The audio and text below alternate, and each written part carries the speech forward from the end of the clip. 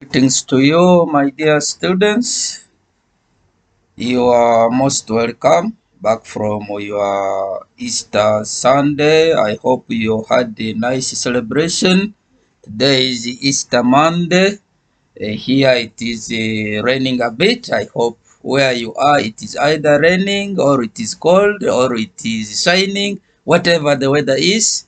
So celebrate and enjoy your life. After that, come back to class. We need you to be in a class so that you learn some things about what you have been doing and other things. I hope you are all healthy and safe. For me, I'm okay, safe, and I have enjoyed the celebrations. We are here, ready to do other things. This time around, we are going to look at the stages of the growth of the Bible. We were looking at the stories in the Bible. This time, I want us to learn something about how this book, which we are having, came to be what it is and the stages through which it went.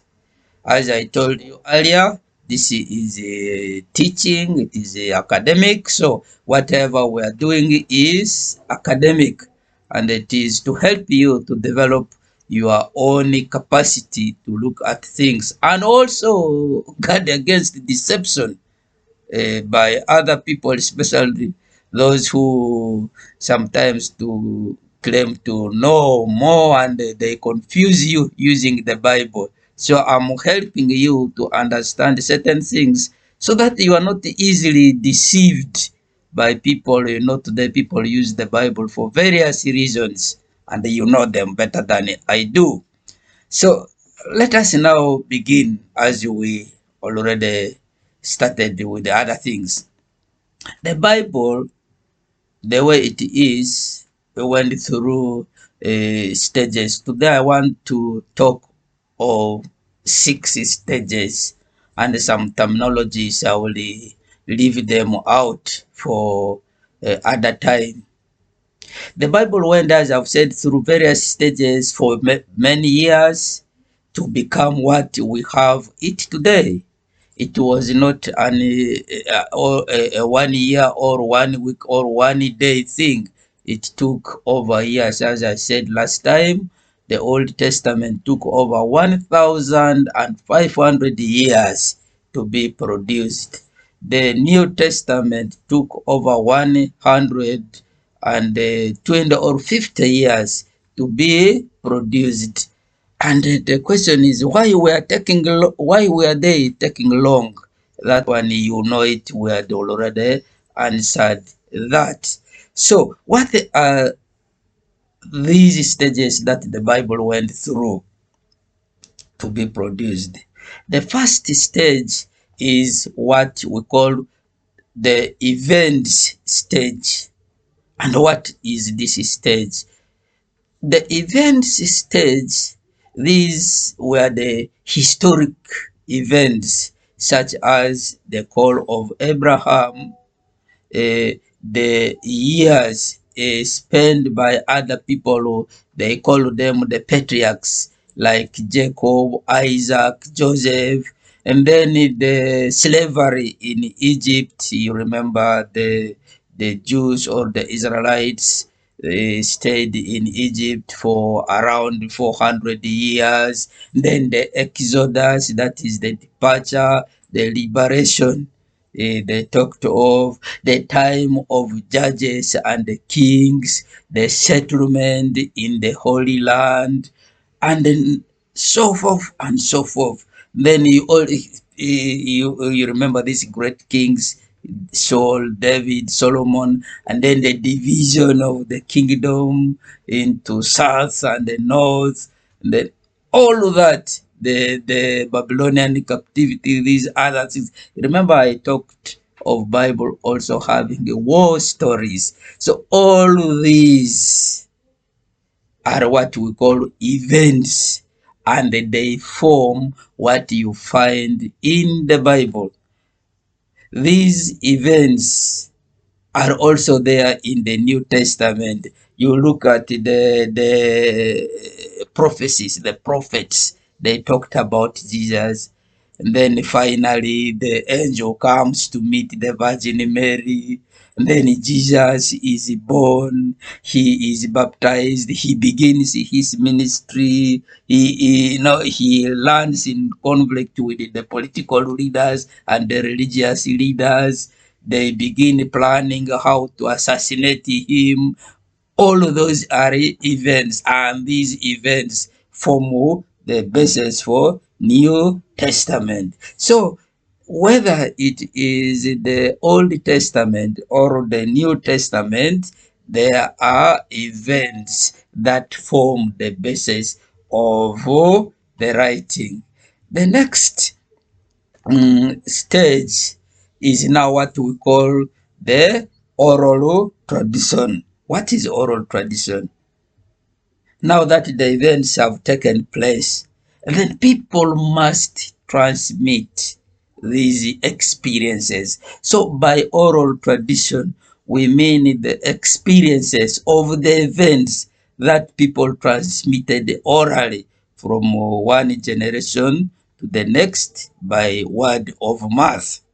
These oral traditions contained also the different what? Sorry, I have some itching in the eyes.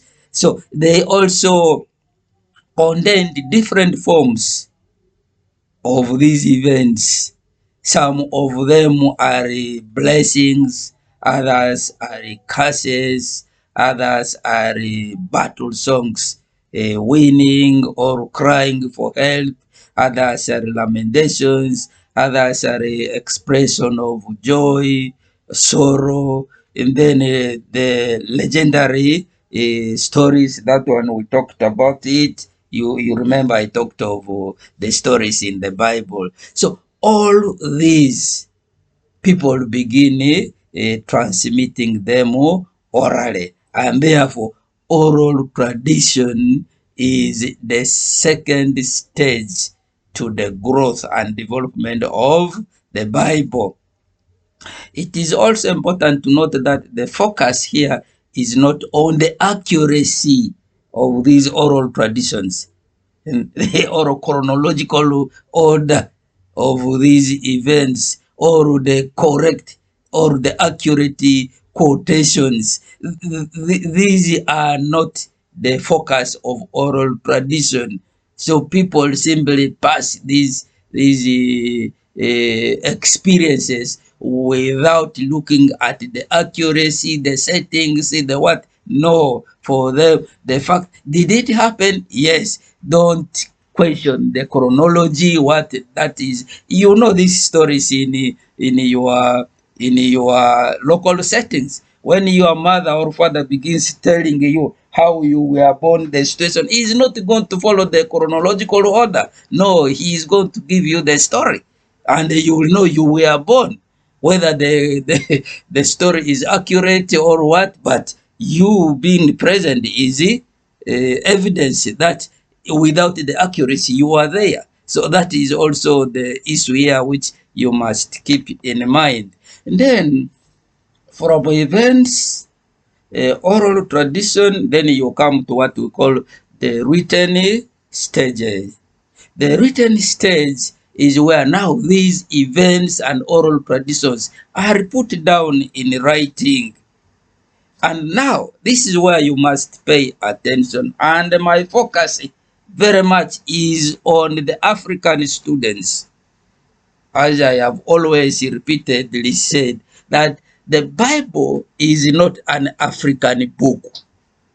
Therefore, when you are reading it, your critique should be that you are critiquing a book which is not African.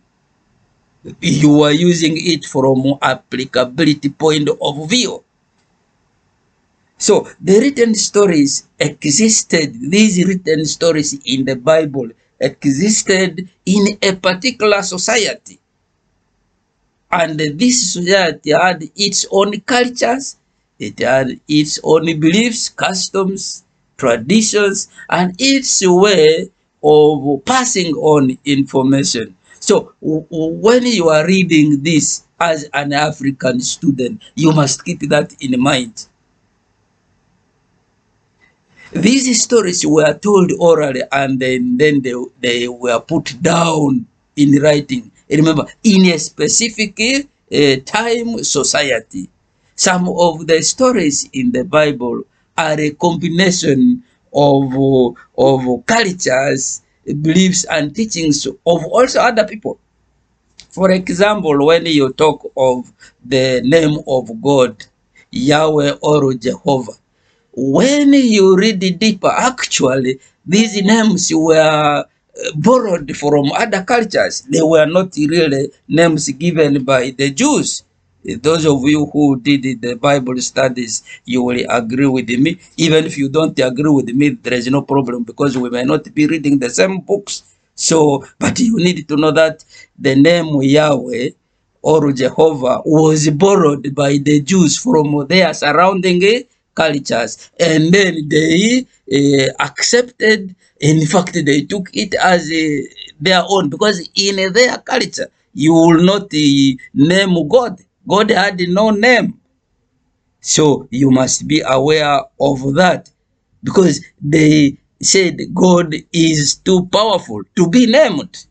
Which of course, if you come into our African culture, it is also there. So the writing stage, you must be aware of these things. Then the fourth stage is what we call the edited tradition. What is this? Now we have the events, we have the oral tradition, we have the written records, then you come to what we call the edited tradition. This stage is where the oral and the written history of the people were edited. The other time I told you, by the time they came to agree on the story of creation, very many editing processes had taken place.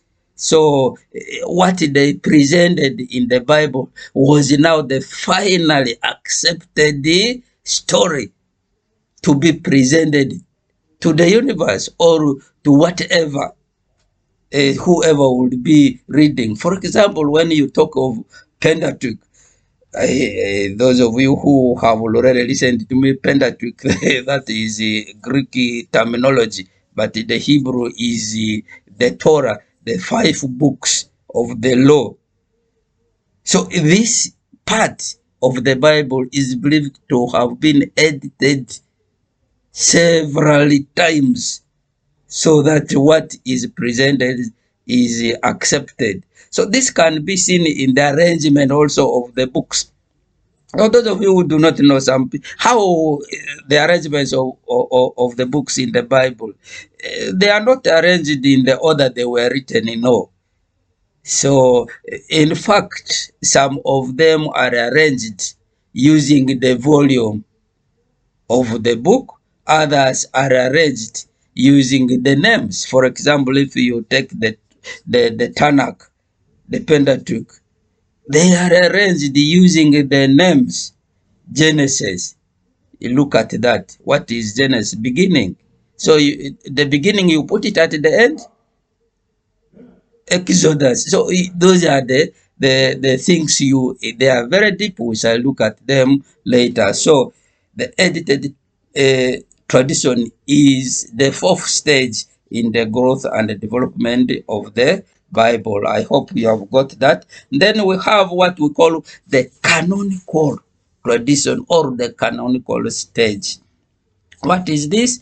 The canonical stage or tradition is the process by which religious communities identified, collected, and formally recognized certain writings as uniquely authoritative, divinely inspired, then generally accepted, and they say this one can be used for teaching. So when the canon, the selected books, so that is it. Now remember, I talked of the differences in the number of books in the Bible according to the Christian denominations. So why is there variation? This is one of the issues. The canonical stage, the acceptance.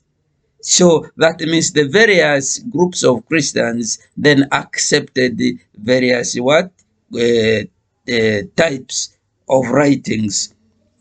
This process also did not happen at once. It also took time. It took years to accept certain books and reject others. So I hope you have known that.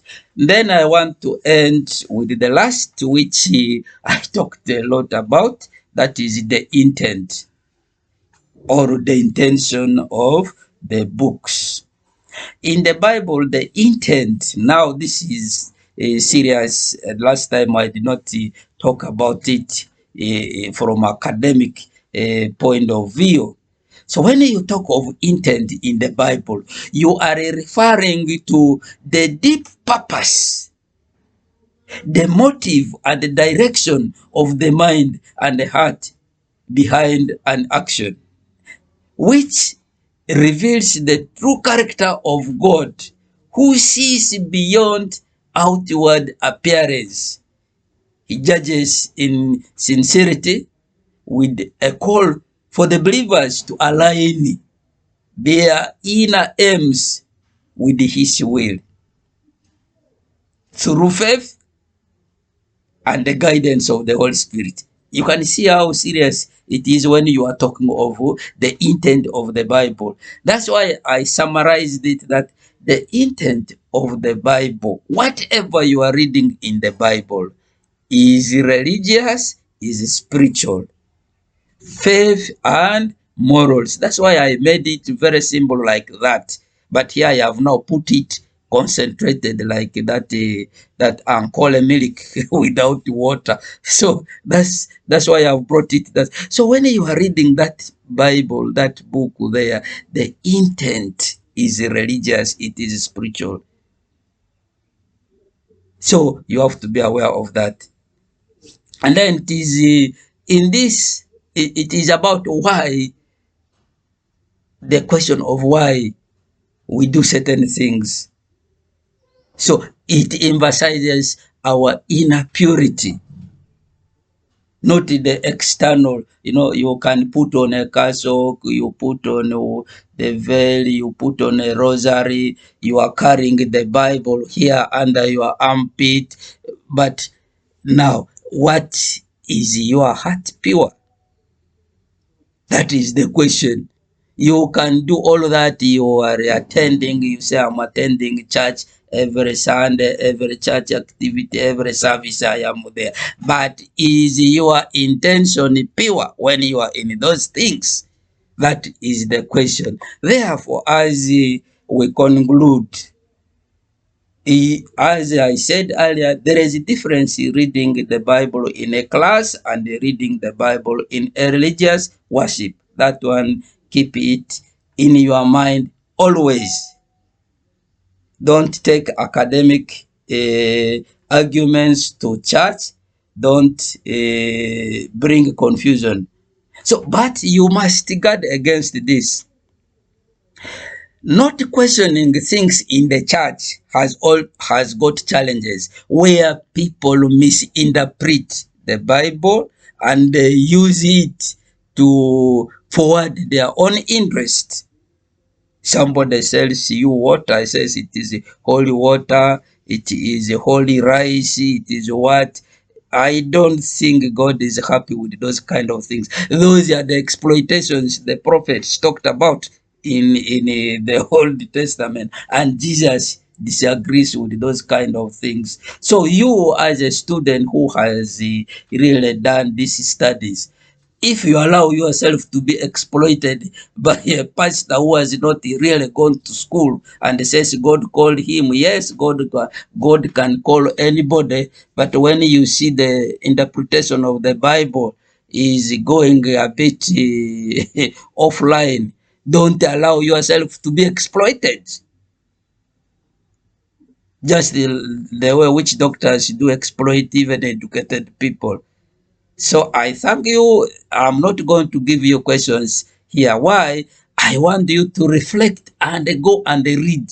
Read more than me so that you can disprove or approve what I am saying, and you become the next lecturer, the next teacher. Because for me, I say I thank God I have been able to teach at the secondary and also at the university. So I know the two stages, and I hope what I am doing, I'm contributing to the development of the young ones. And I'm very serious on African students who are mostly exploited by these symbol preachers. So read. I encourage you to read more. Thank you. God bless you in your life.